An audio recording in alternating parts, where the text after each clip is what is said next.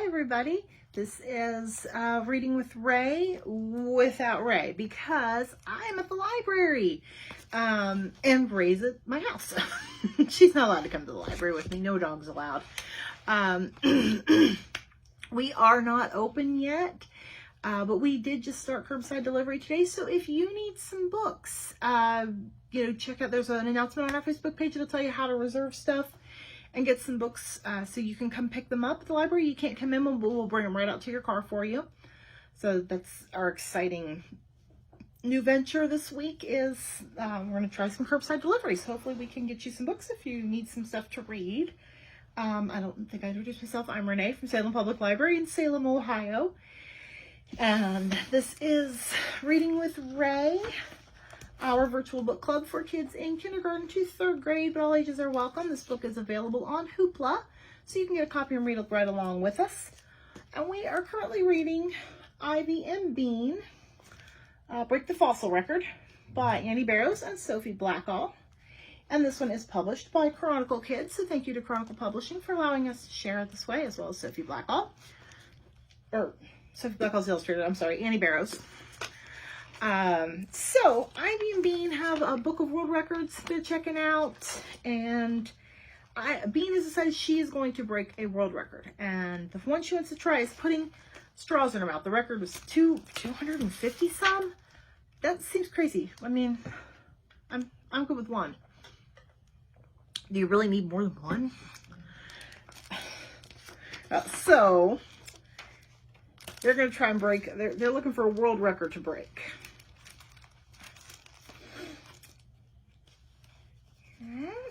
So let's get started here. This chapter, so these chapters aren't numbered, but the title of the chapter is On Your Mark, Get Set, Yikes. The first 40 straws were easy peasy. Bean stuck them all in her mouth at once. There she is with all those straws in her mouth. Then she opened another box of straws. She said to Ivy, pointing. More? Are you sure? Asked Ivy. Bean nodded. Ooh, she grunted, which meant 257.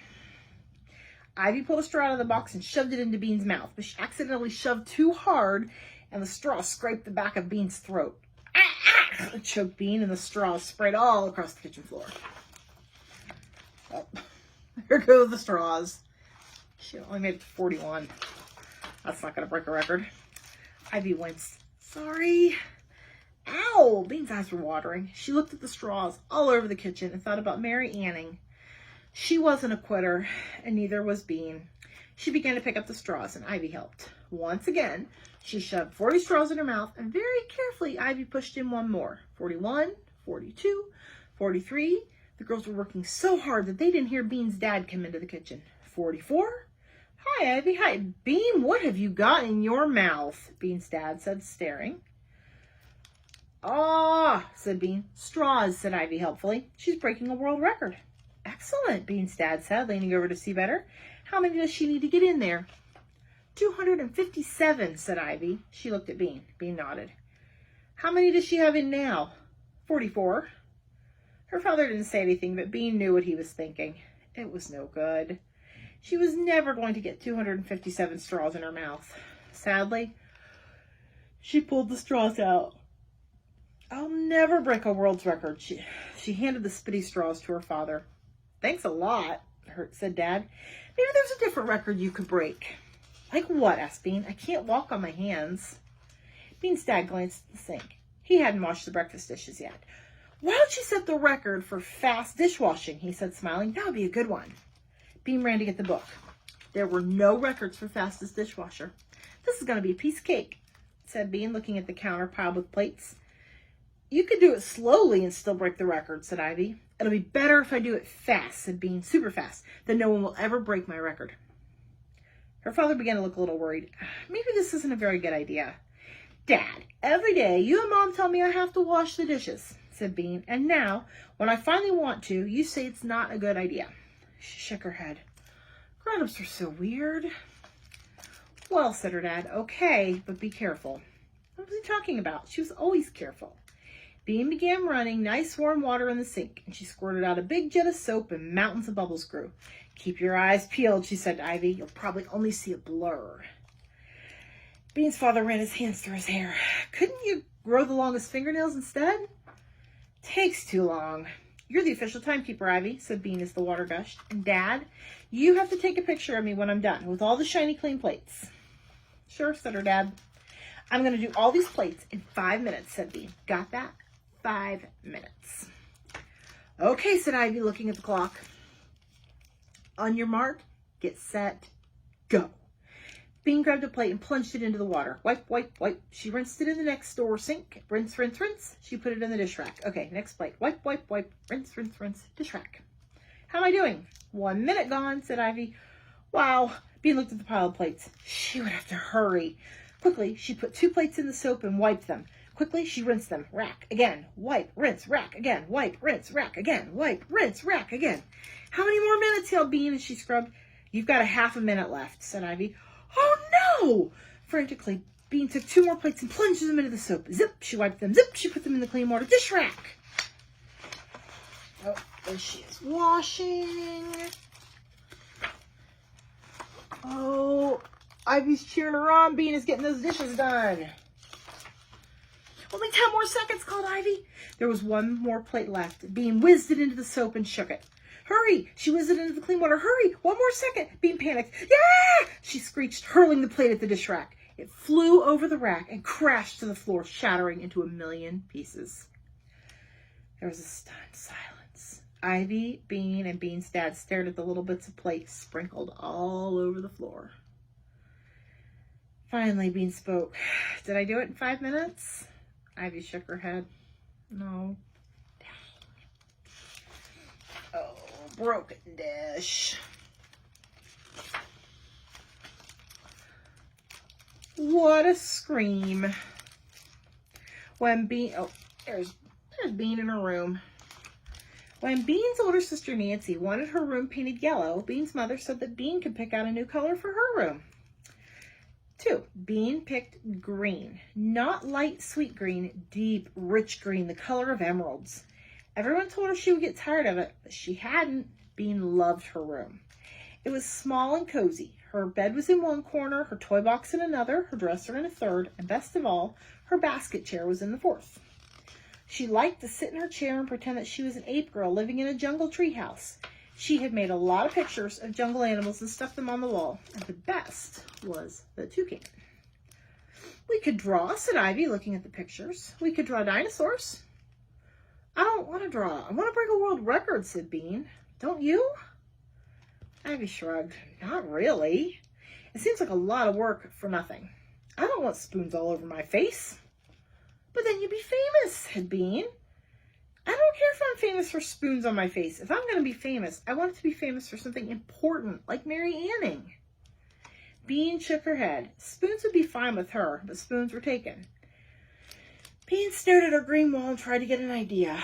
Ivy lay down on Bean's bed and tried to imagine fighting an ichthyosaur. Quiet minutes went by. Hey, said Bean. Ivy looked at her. I've got a great idea, said Bean. This is going to be easy. I'm good at screaming, and I'm good at breaking things, right? I guess so. I'll break a glass by screaming, said Bean. I'll be the youngest person ever to do it. What? You scream and throw a glass? Ivy looked confused. You already did that with a plate. No, the scream breaks the glass. The lady in the book did it. She screamed so loud that a wine glass shattered. But she was old. I could probably scream louder because I'm young. I'll be a record breaker. And the scream is not because it wasn't because she screamed so loud. It's because she sang so high that it broke the glass. Not the volume, but the pitch. So I don't think just screaming at something will break it. That's a good record, said Ivy. That'll be fun. She bounced a little on Bean's bed. Okay, said Bean. I'll need a wine glass. I'll go get it. She jumped up. Then she sat down again. Her dad was still sweeping up little pieces of plate. He probably wouldn't be very happy to find out that she was planning to break something else. Maybe she could find something made of glass upstairs where he wouldn't need to know about it. Not a mirror. That was bad luck. But there had to be something she could use. I got it, she yelled. Got what? Nancy's glass animals. I'll shatter one of them. It'll be even better than a wine glass. Will Nancy get mad? Bean pictured Nancy's face and then quickly put it out of her mind. Ooh, Nancy looks a little angry. No, she has a gazillion of them. And besides, I'll glue the animal back together when I'm done. She won't even notice. I hope, she added silently. Ivy went on a spy mission down the hall past Nancy's room. The coast is clear, she reported when she came back. She's not in her room. Okie doke, said Bean. She took a deep breath and headed for the door on a super quiet tiptoe. Nancy's room was very organized. All her books were neatly arranged by color. Her yarn for knitting was rolled into tight balls. Her friendship bracelets were lying side by side on her dresser, and her glass animals were lined up in 2 long, straight rows across the top of her bookshelf. It was like a glass animal army. Nancy had been collecting them since she was 5. She had plain china cats and dogs and turtles, the kind you can get at the drugstore. But she also had some fancy animals too, tiny dolphins and horses and butterflies. She had a beautiful unicorn with a blue glass horn and a peacock made of glass that shimmered like rainbows. Bean wasn't going to hurt him. But right in the middle of the army was a gloopy-looking octopus with 8 squiggly legs. That was the one. Bean decided its legs were thin. They would probably pop right off if she gave a good scream. And they'd be easy to glue back on. Nancy would never have to know. Bean grabbed the octopus and stuffed it down her shirt just to be safe. She tiptoed back to her room. Got it, she said, setting the octopus on her dresser. She took a few short breaths to get in the mood and looked hard at the little octopus.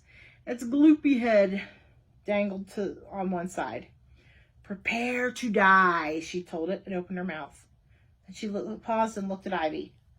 You might want to cover your ears. Okay, Ivy stuck her fingers in her ears. Bean screamed as loud and high as shattering as she could. The octopus just sat there. It didn't even crack. So Bean screamed again, louder than she had ever screamed before. But even through her scream, Bean could hear another sound. It was the sound of her father running up the stairs very, very fast. A second later, he burst through the door. What? What's the matter? He shouted. His face was whitish gray. Bean stopped screaming. Nothing, she said. What's the matter with you? Oh, there's Dad. Yeah, you should not. Screaming's not a good idea. Not at all. Especially because it could scare people. It scares grown-ups. We don't like it. We don't like it when kids scream. Only scream if something's really wrong. All right, I think we have time to do one more chapter. So, watch your tail, Mary Anning. It was cold outside. The 2 girls squished into Bean's tiny playhouse. How long do we have to stay out here? Asked Ivy. I don't know. He said until dinner, but I don't think he meant it, Bean sighed. She knew he meant it. Is your mom home? Not yet, I don't think. Bummer. He'll let us in if it starts raining, won't he? Yeah, but I don't think it's going to rain, said Bean, peering out the bitty window at the sky. Mary Anning used to go out hunting for fossils in storms. She didn't mind, said Ivy. She built her own wooden tower next to the cliff where she saw the skeleton, and she lay down on it and chipped the ichthyosaur out of the cliff, even though the tower was shaking and the rain was pouring down on her. Why didn't she just wait until it stopped raining? Asked Bean. She was afraid that the bones would get washed away in the storm, explained Ivy. Wow. Bean pictured herself lying bravely on top of a shaking wooden tower with rain falling in her eyes. It took her a year to get the whole body out, Ivy added. Chip, chip, chip, a tiny bit at a time. A year? Yelped Bean. Didn't she get bored out of her mind? No, said Ivy. It takes a lot of patience to dig up fossils. She sat up and peered out the other bitty window of the playhouse. Dinosaurs lived all over, you know. I know. There were dinosaurs around here, too. Not ichthyosaurs, but other kinds. Maybe just little ones, said Bean. Maybe just little ones, said Ivy, but still, dinosaurs. I always liked those little ones with the deadly claws. Mary Anning found fossils right on top of the ground, but sometimes they're buried deep in the dirt. We might have to dig for a long time before we find one. That's okay. We're patient. I don't think Bean's patient, said Bean. She was beginning to get it. Where do you keep your shovels? Said Ivy. Right there. They're going to dig. Bean loved to dig. Her shovel flashed and dirt flew through the air. Soon there was a nice wide hole next to the trampoline. Ivy knelt beside it and ran her fingers through the dirt. We have to inspect every bit of it, Ivy said. Even slivers of bone are important to paleontologists. What's that? That's us, said Ivy. The people who dig up dinosaurs are called paleontologists. Cool. Bean felt cheerful. She loved the crunch of her shovel as it went into the earth, and she loved hurling the dirt behind her without looking. Whee! Hey, watch out! You got dirt in my hair, cried Ivy. We're paleontologists. We can't be afraid of a little dirt, yelled Bean.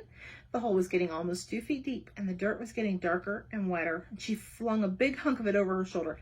Ouch! Something bounced off of Ivy's head and landed next to her knee. She picked it up, brushing away the mud that was stuck to it. It was about as long as her hand. It was narrow at one end and flared out at the other. It was grayish-brown. It was a bone. Bean, Ivy gasped. Look, I got one! Bean's shovel crashed to the ground and she rushed to Ivy's side. Ivy handed her the gray-brown bone. Bean stared at it and then gave a long whistle. Watch your tail, Mary Anning, she said. Here we come. Oh, there's the bone hitting Ivy in the head. I don't know what you guys think. Is it really a dinosaur bone? I mean, maybe, but I feel like in my yard, you'd most likely dig up a bone that a dog had buried. So Daisy Ray doesn't bury bones in the backyard much, but she's not the first dog that's lived in my house, so. So we're going to end there for today, and we'll pick up tomorrow. Our next chapter is Ivy being a sore. I guess that's what they're going to call their dinosaur they found. So I will see you guys tomorrow. Have a great afternoon. Stay dry, stay healthy, stay safe. Remember to get a hold of us here at the library if you need some books, and we can bring them right up to your car. There is a whole big announcement on our Facebook page as well that will detail how you do that. And I will see you guys tomorrow. Bye. Thanks.